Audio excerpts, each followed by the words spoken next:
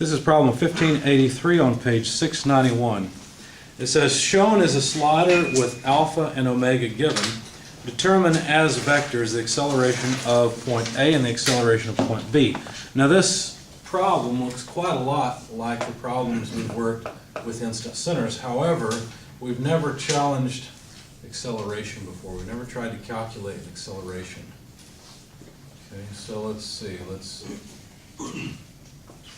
remember there's a 45-degree angle. I called it theta because there's another angle of interest here which I called phi of 20 degrees. Point A is up at this end, point B is at this end. Of course, hopefully you realize the instant center of this body with respect to ground is on both those lines and is right there. But we're really not interested in the instant center right now because we're trying to perform acceleration analysis. Instant centers only really help us with velocity analysis. Now sometimes in acceleration analysis we need an angular velocity, for example, so that we can find all the components of acceleration, the normal component of acceleration, for example. But for now, like I said, I'm not going to use instant centers. I'm not going to do it the easy way. I'm going to do this the way that they've shown in the text. They said in the problem statement that omega is 2 radians per second and alpha is 3 radians per second squared. So there's our angular acceleration and velocity. And we're supposed to find the acceleration of these 2 points. Now, the nice thing about instant center analysis is it helps you figure out the way the mechanism is moving. When you don't have that, a lot of times in these problems, what you have to do is you have to already know which way points are moving and use that as constraints in your equations. What do I mean by that? Well, let me ask you a question. How can B accelerate? Let me put a coordinate system up here. X. In X, exactly. X only, right? Because we're assuming that this bar is going to stay in contact with the base, or the ground this is, whatever, it doesn't matter. But this point will stay in contact throughout the entire motion. Okay, remember, we're not terribly concerned right now with what causes the motion. So we're not worried about, is there enough angular acceleration or velocity for for B to lift off. We're not worried about that, right? The only thing we're concerned about is analyzing the motion of this as it moves. Okay, so B is constrained to move along the horizontal line. What about A? And therefore accelerate along the horizontal line. It moves Y and X. Y and X, but it's along this line, isn't it? Right? So we have to use that knowledge along the way. Okay. All right. So let's see. I'm going to choose B as my reference. Oh, very good. REF, but there we go. And so what I'm going to do is I'm going to write the acceleration of A equals the acceleration of B plus the acceleration of B with respect to A. In other words, acceleration vector from A to B. Okay.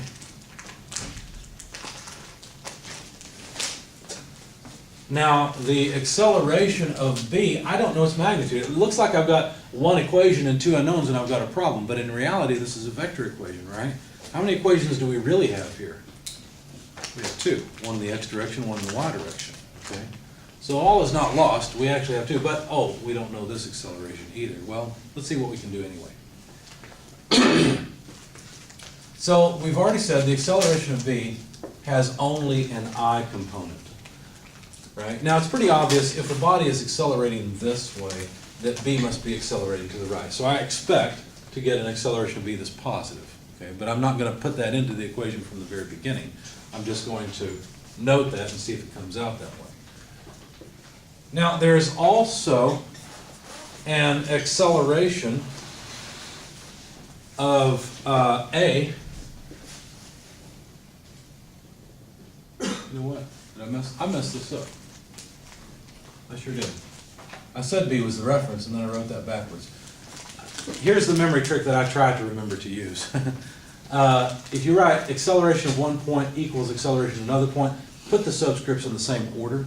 And the way you read this is the acceleration from B to A. Okay? So B is my reference, and so I'm thinking of things basically moving around B. Now, how can point A accelerate with respect to B? Well, it can accelerate in a normal sense and a tangential sense, right? Those are the two pieces available. Yes? Wouldn't you know that the x acceleration of b is equal to the x acceleration of a?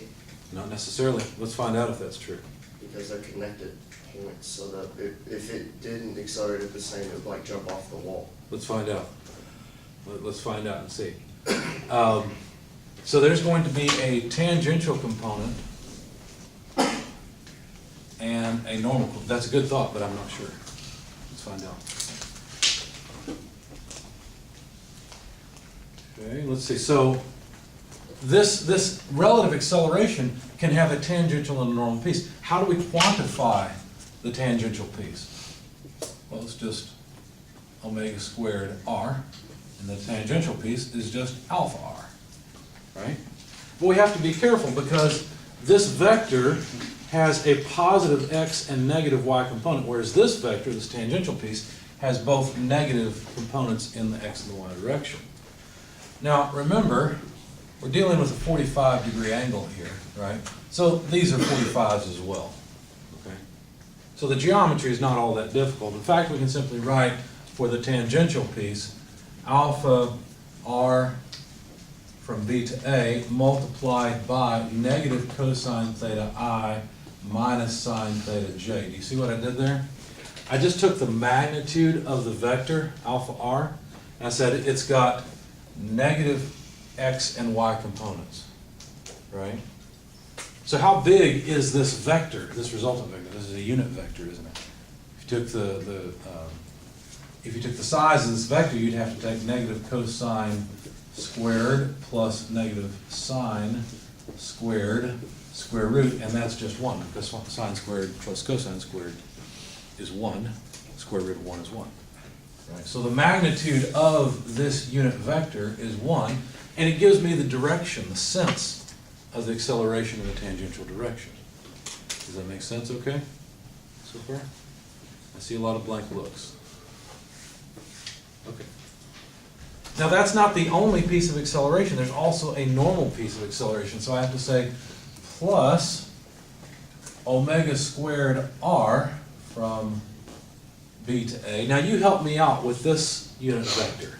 I need a unit vector pointing 45 degrees down to the right. What should I write here? Doesn't really matter if it's sine or cosine, does it? Technically, the first one's going to be cosine with the angle that I use. So it'd be positive cosine of theta I, and then what? And minus sine theta. Minus sine theta. Does everybody see why that's the case? It's because we know this vector that points down at a 45-degree angle has a positive x component, but a negative j component. Okay, so here's the magnitude. I know that's always the magnitude, and there's the direction. Okay. Now, this is not enough information to solve the problem, is it? In fact, it looks like we've got a lot of unknowns here. The thetas are no big deal. The lengths are no big deal. I forgot to write it, but they said the length of this bar is 2 meters. So we know the distance between A and B, so that's not a problem. They've given us the angular acceleration and velocity, so really all this stuff that looks kind of scary is pretty easy, because all that's known. But we still don't know the acceleration of B and the acceleration of A, and so we still have a problem. Now, the acceleration of point A is constrained, as I mentioned, and we have to somehow get that into our equations. We have to somehow write an equation to help us relate things together. So here's what I did. I said, well, if the rotation is this way, if the acceleration is this way, then A is going to accelerate down this incline. So if I were to take that acceleration and draw it as a vector, let's just work on it over here. There's a 20-degree angle here, and this is going to be the acceleration of A. Okay? Now, that acceleration of A is going to have a x component, an x component, and a y component. So here's the acceleration of A in the y direction. Here's the acceleration of A in the x direction. And by geometry, the 20-degree angle, not 30, the 20-degree angle is inside. Does this make sense to everybody? So I really have a relationship between the components of the vector for the acceleration of A, because I could write over here well, I'll do that later. I could write these components out, AAXI plus AAYJ, right? You have to be really careful with the sign because understand, I've chosen AAY to point downward, so I've got to be careful as I plug it into the equations, but I'll show you that as I go. Essentially, so let's make a note, this is less than 0. Now, usually when you're dealing with the tangent function, what you have is you have a y component, you have an x component, you have your angle here, and then the tangent of the angle theta is just y over x. You remember that from trigonometry, right? Okay. What do we do here? Well, the way I do this is I think of turning this on its side. Okay, so it looks like this. And notice I've already said that this is a negative thing, and so what I have to write is the acceleration of A in the x direction over the negative of the acceleration of A in the y direction is the tangent of, did I call it theta? No, I called it phi. Because that's the 20-degree angle. Does that make sense? I'm just saying, I know the acceleration of A in the x direction, this thing is going to end up being a positive number. I know the acceleration of A in the y direction is going to end up being a negative number. So when I plug in this variable as a negative number, I need a negative sign there so the tangent of the angle works out okay. All right. So that's a true relationship between the components. And we can write the acceleration of A then as the acceleration of A in the x direction I plus the acceleration of A in the y direction j. Notice I don't need a negative sign here because I've already said this thing, this variable, is going to be negative. So that'll take care of the fact that I know it had better have a negative j component. But anyway, here's the left-hand side of the equation, and it's just equal to the right-hand side. I won't rewrite it. But notice now we can just set up equations that relate to components, right? Because AAXI must be equal to ABI plus the piece from here in the I and the piece from here in the I. And the j component has to be equal to the j components that are left. So let's go ahead and write that down. Let's take the x component and say, okay, the acceleration of A in the x direction, that's this piece, we've taken care of it, is equal to the acceleration of B, that takes care of that term. Let's see, we get a negative alpha RA B cosine theta contribution from this term. Does that make sense? And we get a positive omega squared RAB cosine theta from this term. So plus omega squared RA with respect to B cosine theta. So there's our x component equation. How about the y component equation? The acceleration of A in the y direction is negative alpha. Let's see, where am I getting this from? Well, that's this term on the left-hand side. On the right-hand side, it's negative alpha RAB sine theta. That takes care of that piece, right? Because all I did is pull this out and multiply it by the... We're going to need a cosine for the y. No, it is not cosine because look, For A. it's right there. Right? All I'm doing is I'm pulling out the components. It's sine theta in the y direction from the equation. Now, it doesn't really matter if it's sine or cosine, not really, it's a 45-degree angle, right? So it doesn't, it depends on, 20 degree, the phi angle. but that's something else, that's phi, and here, this is theta, that's the 45-degree angle. Yeah, it's okay, just, I started to get confused between the two angles as well, so I had to be really careful. Oh, I thought we were still talking about the phi. I see. No, all I'm doing is taking components of this equation up here. Okay, so that takes care of this term. We have one more term, minus omega squared RAB sine theta. Okay? Now, let's count knowns, unknowns, and equations. Well, better yet, let's just count unknowns and equations. We've got acceleration of A in the x direction, acceleration of A in the y direction, those are two unknowns, and we have the acceleration of B. Anything else? I think that's it. We have alpha, we have omega, we have theta, we have phi. So we've got 1, 2, 3 equations and 3 unknowns. Good, we'll be able to solve this. Okay. Now we have to decide on a solution strategy. Probably wouldn't go for this one first, I'd go for this one first, because look, everything on the right-hand side is known. So let's plug everything in there first. So the acceleration of A in the y direction, I'm going to drop the units for just a minute and then consider them afterward. The angular acceleration is 3 radians per second squared.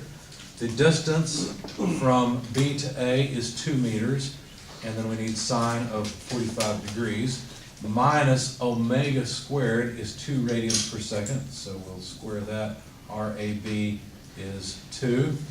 Should put my parentheses there. And then sine of 45 degrees. Okay, now let's consider the units. The acceleration has units of radians per second squared. The distance has units of meters, so I'll get meters per second squared for the first term. Omega has units of radians per second, which when squared will be radians squared per second squared. This is meters. The radians go away for free, so again we'll get meters per second squared. Okay, so both terms will have units of meters per second squared. Now I can plug it into my calculator, and when I did that, I found this was about negative 9.90 meters per second squared. So there's the acceleration of A in the y direction. Sure enough, it came out negative just as we expected. Okay. Now that we've got the acceleration of A in the y direction, now we can go over here and plug it in here and figure out the acceleration of A in the x direction. So the acceleration of A in the x direction is negative A, acceleration of A in the y direction, tangent of phi. So this is negative of negative 9.9 meters per second squared, tangent 20 degrees. Okay, and when you do that, you'll find that the acceleration of A in the x direction is 3.6 meters per second squared, or pretty close. Okay. And now we can finally calculate the acceleration of B.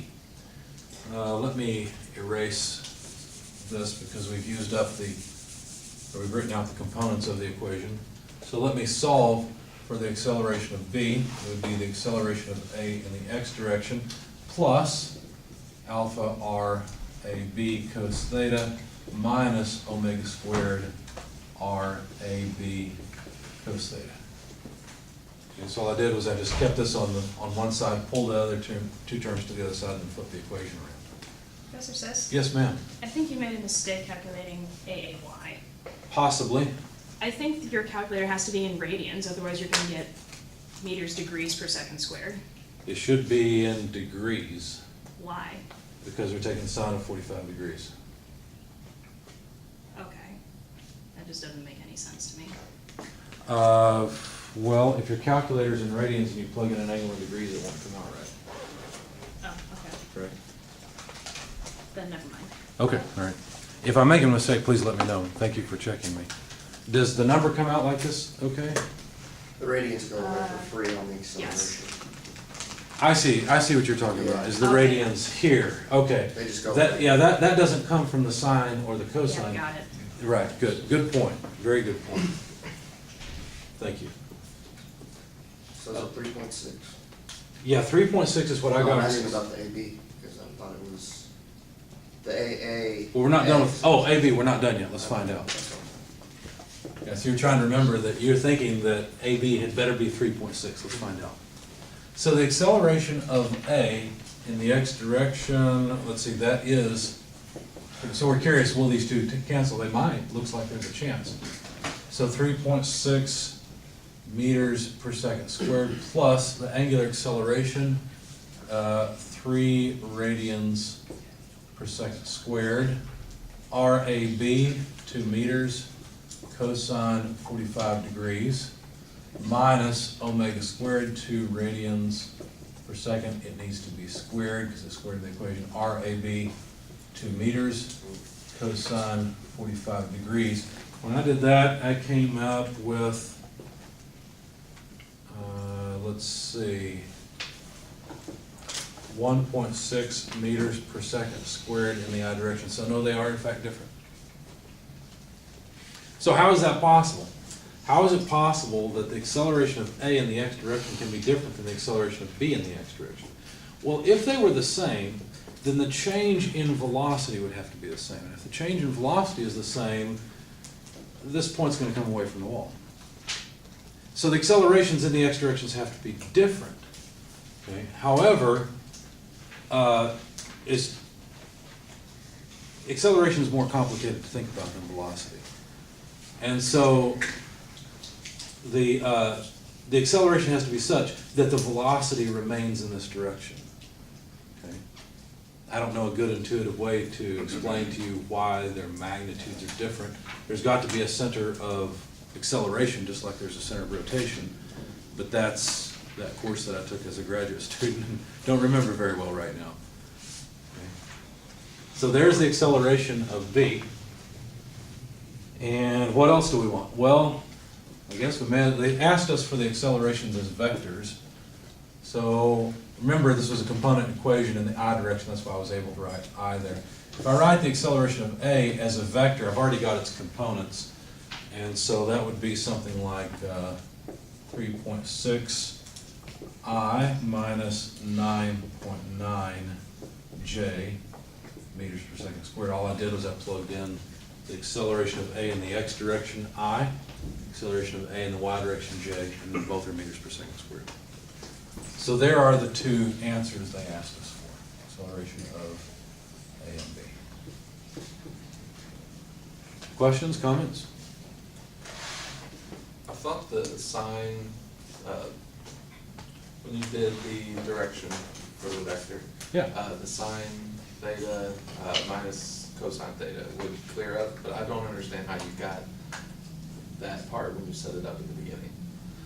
You mean how I decompose these vectors, or found the Yes. direction of these Yes. vectors? Okay, good question, let's find out. I guess I can erase this and work here. I know that I've got a normal acceleration that has to be pointed from A to B, because B is my reference, and that's the only acceleration I have, okay? I also know that the link that is aligned with this has a 45-degree angle from horizontal. So if I consider x, y here, I know that this is a 45-degree angle. Now when I was solving this problem, I may have been thinking about a 45-degree angle here. It doesn't really matter, okay? I probably was thinking of this one, that's the way I usually go, is you know, parallel lines. That's the rule I remember from geometry, that these two interior angles are the same. Anyway, so if I want the x piece of this normal acceleration, then that would be normal acceleration, the magnitude of this vector multiplied by the cosine of 45 degrees. And then this one would be normal acceleration sine of the angle. But this is a negative piece. And that's how I got it. That's all I really did. I think what you're talking about is a long time ago when I had, what did I have? Let's see. I had alpha, no. We're working on the normal component. I had omega squared R A B cosine theta I, trying I instead of a J, minus sine theta J. And let's see, so yeah, so that's consistent. So I know that this piece, if the normal acceleration points this way, which it has to, because this only comes from the angular rotation, so it has to point towards B, because that's my reference and therefore my center of curvature. Then the I component is the cosine piece, and the J component is the negative sine piece. Okay. So that's how I got those. And then for the tangential vector, I ended up with both negative because they both had to point opposite of the coordinate system. That's a good question. Anything else? Like I said, I don't want to go too fast through these. Haven't really beaten you over the head with vectors yet, have I? Save that for the end of the semester. I'm getting a different number for AB. A different number for AV? That's possible. I may have messed up. I'm getting 2.19. Okay, anyone else? As well, just verification.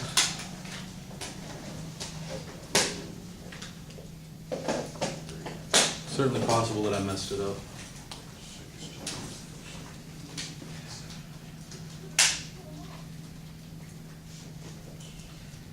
Basically 6 minus 8 is negative 2 cos theta. Cos is going to be about half. I'm getting 2.185. 2.185, okay, so I messed that up. 2.19 or so. Thank you, appreciate that. Was that the only mistake I made along the way? At least the only one you caught? Then I can sneak the rest of them by you, right? I do make mistakes, so thank you for checking me. Anything else? I'll pause the video yet because I still see puzzled looks.